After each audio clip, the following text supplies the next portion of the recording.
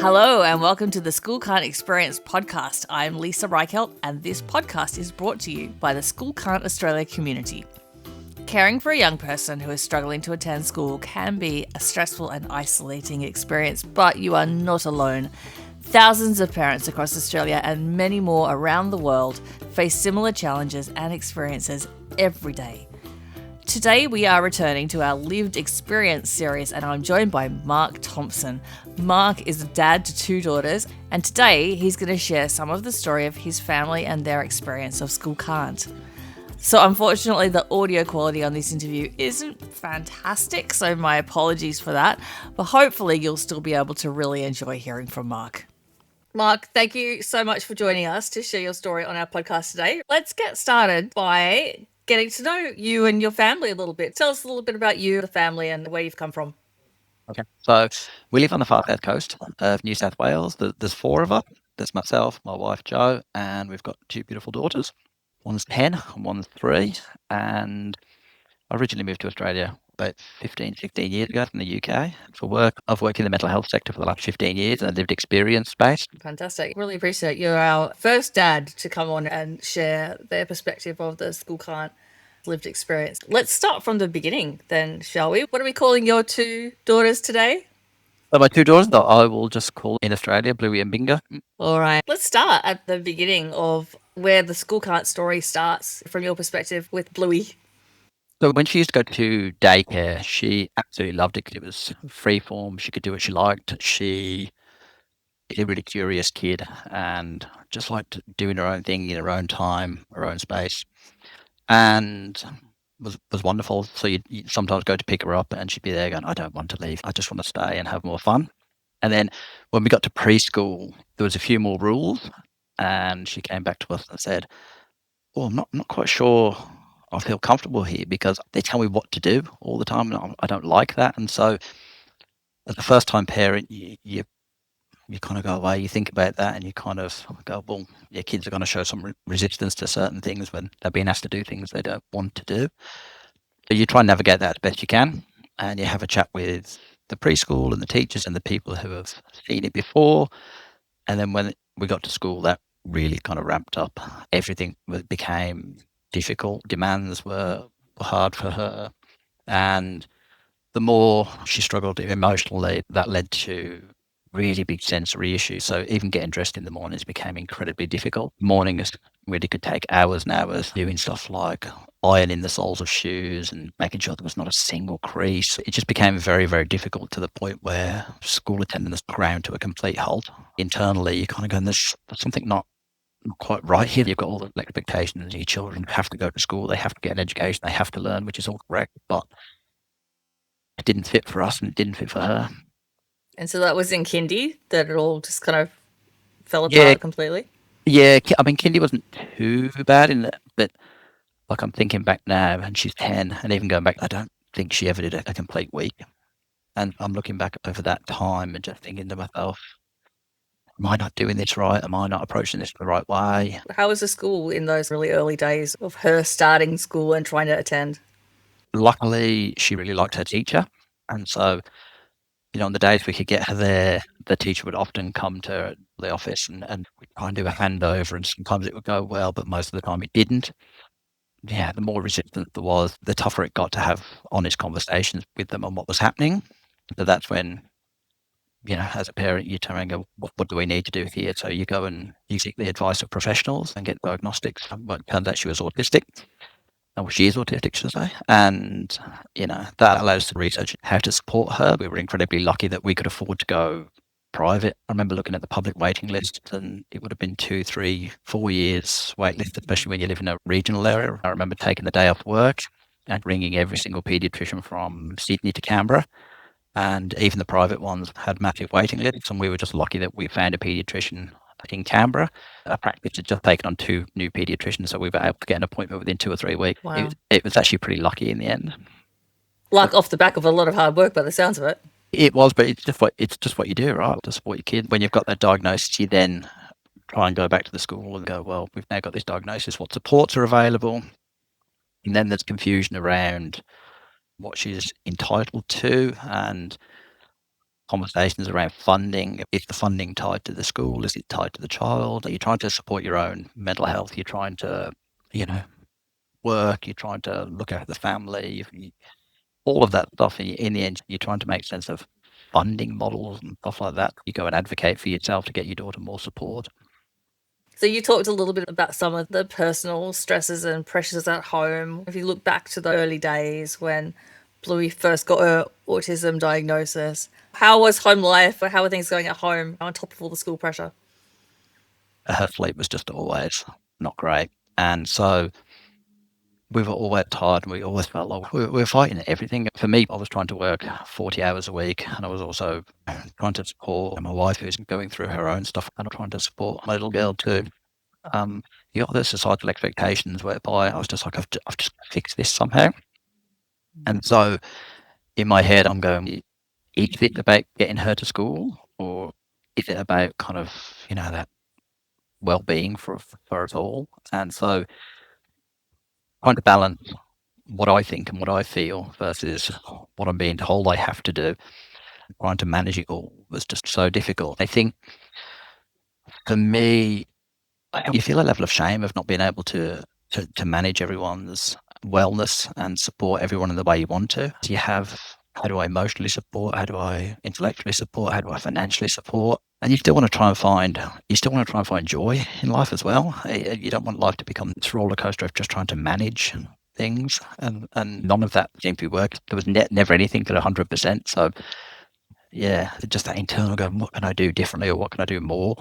The answer was always work harder, So yeah, Work or harder, try harder, yeah, yep, push harder. Yeah, yeah, yeah.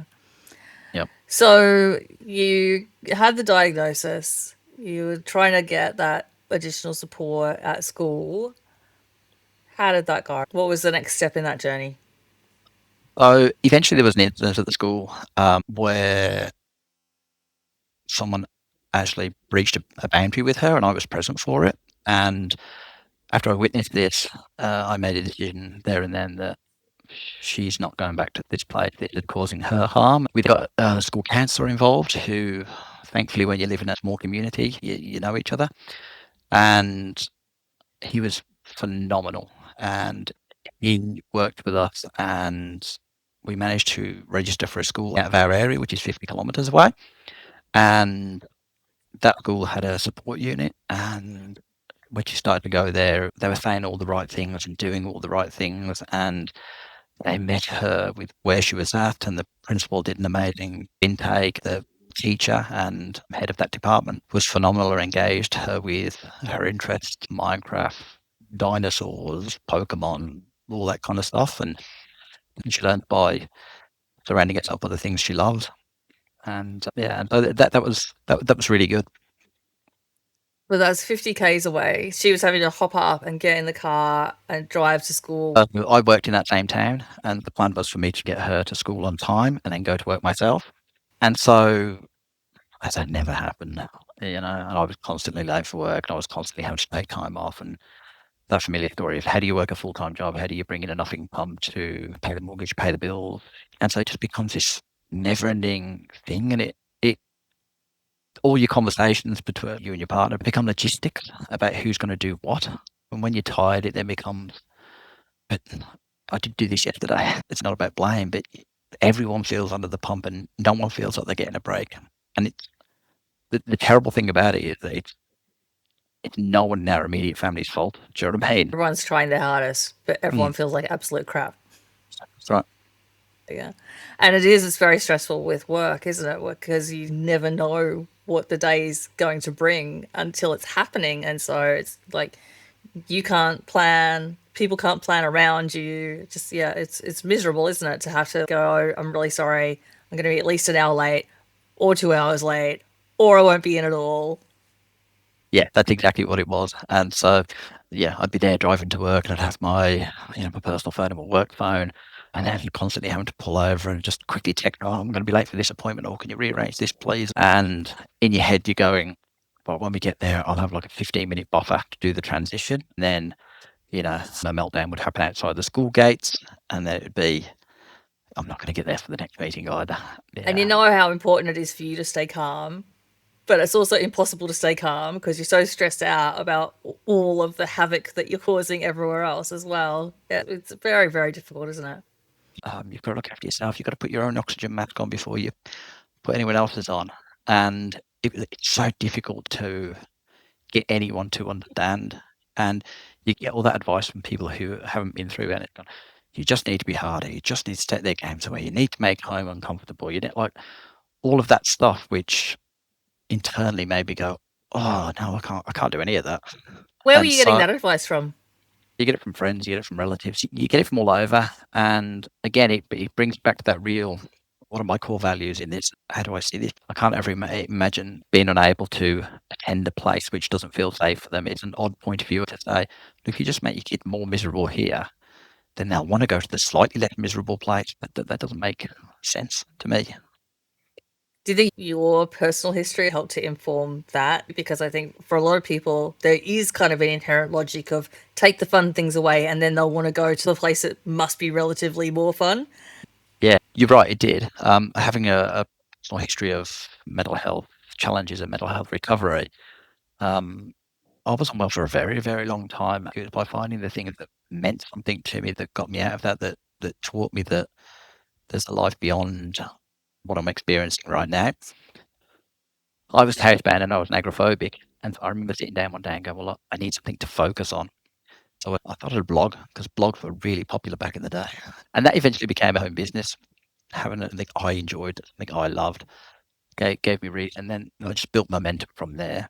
I know my experiences are completely different to my daughter's and different to everyone else's, but there are building blocks you can use in different types of recovery. And this is what I always worked on with her. It's how do we connect, enjoy things together? And what is it about the world that you find interesting? And how do we harness that? So there were lots of things about this school that ticked a lot of boxes, Mm. and yet it wasn't really working. Can you talk to why it didn't work out the way that you hoped? Do you have any insight into that? The people there, they are well meaning, great at their jobs, and they are passionate. They can create the environment that is going to stop my daughter's nervous system, for lack of a better term, freaking out, you know? And whenever I pick my daughter up, it's going, yeah, today was a great day, and I did this and I did that with this person, and what? And then the next morning it would be that she was just so tired that any demand would just be impossible, you know? So one day at school would lead to 2 days of burnout, and it was just too big for her. So where was she at school wise by the time that you came to the terms with the fact that it wasn't really working out? Yeah, I think we were pretty aware after the first 12 months, to be quite honest. And you do that thing, you do the try and push through thing because you see joy there. And so it's a case of, well, if we can just iron this out, if we can just iron that out, every step of the way, the school will like, tell us what we need to do. You know, they're always open to communication and everything, but we just couldn't get what we needed to get in order to, we couldn't make the environment what it needed to be, unfortunately. What are some of the things that you try? Because I'm very familiar with this carousel of like, well, what if we try this? Oh, we'll try this and that might work. I just need to get the recipe right and But, then it'll be yep. okay. And you just go round and round and round. What are some of the things that you tried? So she really struggles with temperature changes and therefore going out with the sensory stuff. She can't wear jumpers and things like that. So it's a case of staying inside at break times or, taking as many breaks as she likes and always having a lunch on a desk so she can eat when she wanted. And in class, whenever she wanted, if I managed to get there at 10 o'clock in the morning, I could take her straight to class and that would be all good. They had extra movement stuff there, like more sport, and they involved her. All the kids in that class had pets. They got to play network Minecraft. When they did cooking classes and life skills and things like that, it was a case of, right, what's your favorite meal in the world? Let's make that. Do every single thing that we possibly could have done. And but one of the things I think is really important is to give positive feedback. I sent an email to the education department just praising the school and their kind of neuro-affirming attitudes and all the things they'd tried and they had tried. So it was a shame for everyone when it hadn't worked out. Yeah. But amazing school for a really small regional town. Yeah, I can relate to that. My son, in his most recent attempt at school, went to a fantastic school, which, if he'd have been able to get into a couple of years earlier, would have probably solved all the problems. But by the time he got there, he was just too burned out. Finding that school was like finding a little utopia for neurodivergent kids. There are amazing places out there, but even then, it doesn't always work. Okay, so you got to the point where you're like, this is not working. I'm doing a lot of driving and not getting a lot of school or work done. What next? Yeah, so homeschooling was the only option really left for us, and we're going through that process at the moment of going through the registration and everything. But really interesting, this week I did some work with her around grammar, capital letters, commas, full stops, and we put some computer skills on that. So we put everything into a spreadsheet around one of her hobbies. Yes, it came up to me the next day and said to me, "Can we do some more work on that project today?" And that's never happened before, and it was really, really fascinating and phenomenal for us. Yeah, but it was great that she felt in control, that she was taking on the lessons, like, when she made a mistake with spelling or grammar or whatever, she'd go, "Oh, yeah, I need to remember that." And so it became a little bit of a fun game to make a mistake, just the two of us sat there, and that's the first ever time she's had to do more work, which was just phenomenal. Wow. That's what we're doing at the moment. When we talk about how to interact in the world now, she will want to us to say, "Can that be part of my education?" We say, "Yep." What are we going to do to make that? What are you going to learn from that? What are you going to take from that? And things like when she doesn't sleep. A few weeks ago, there was a meteor shower at 2 or 3 o'clock in the morning, and she wasn't asleep. So let's learn some science. Um, and so it was, Amazing. yeah, it's really nice to wrap yourself in a blanket, and we're lucky where we live, and we can drive down to the beach, get a blanket, we can lie there and watch the meteors and the stars. So yeah, we can do that now, and that's exactly what she needs. I left my last job in November that I'd been in for 7 years, and so I've had to set myself up in self-employment. I've worked full time, the 9 to 5 for the last 20 odd years, and getting out of the headspace of doing that is really difficult because you have these traditional societal expectations. To dial that back and realize I might need to do 2 hours of work for the kids are in bed, or to think that our weekends may not be traditional weekends, and yeah, just completely flipping everything on its head. And even the logistical challenges with that was like, okay, we need shared family calendar now, complicated. And so for me, while trying to find enough work as well is difficult. So all of that around her needs and the family's needs, actually, it's not an individual problem. We've never viewed it that way. How do we make our family situation work with her big feelings? When she got the diagnosis, we asked her what she wanted to refer to it as, and she referred to it as her big feelings. Okay, that's what we'll call it. So how do we work with big feelings in our family? Home education. Once you decided that that's what the pathway forward looked like, what's been your approach to how you tackle that? So our approach has been interest-led. What is she interested in? You have to get the essentials in, right? So things like learning to read and write, we led by her. And one of the things I've said quite frequently is in this whole journey, you have to trust your gut. And I think I've learned more than anything, I have to trust her gut because she's taught us so much about different ways of thinking, different ways of being. And so if she tells us now something's too much, we know she's right. She's been right since she was knee high. And so therefore, just listening to her and accepting her, sh- she's got a really good handle of how she's feeling and what's happening for her, both in her mind and her body. So just listening to that is really important. Mark, we talked about the fact that you're our first dad to come and share a story and share your lived experience with us. I wonder if you have any thoughts on the male perspective, the father's perspective of the school can't experience. You don't have to speak on behalf of your entire gender, obviously. It's really hard because for me, the whole working 40 hours a week thing was such a big thing to let go of. All the societal pressures and expectations to do all the things, be strong, to, all of that stuff was just, it weighed heavier on me. Even though in my own head and from working in mental health and having my own stuff, I know more than anyone that's just not the case. You don't have to. And it's okay to speak and reach out. In those moments, I just couldn't do any of that. I'd try and get through to dads and men, I guess, is find your tribe, find people you can talk to and relate to. I remember after the school holidays, I thought the 2 weeks had been really restorative for us as a family, and then first day going back to school, we had a big meltdown in the morning and school didn't happen. I just went onto the school card forums on Facebook and just put in this throwaway comment about, you think you're replenished, and then day one back, and it's like you've had no time at all. And there was just the overwhelming sense of, yeah, we get you and we understand. Do you need anything? Do you want to talk? For me, it was one of those moments where I kind of go, oh, yeah, people do actually get this. And it was overwhelming the amount of people willing to talk, listen, and go on that journey with you. Yeah, I think that for me, that was what the School Can't Facebook group was. Going from feeling like the only parent on the planet who can't get their child to go to school, and then joining that group and realizing that there were just so many other people who had exactly the same experience and have had all the same difficulties and frustrations and challenges. It doesn't make anything any easier, but it just makes you feel less lonely and less shameful about things, doesn't it? Exactly what I found when I went there. And yeah, when I put this message on there, that's exactly what I found. Just people who got it, people understood, people who weren't judgmental, people who didn't offer unsolicited advice. They were just there.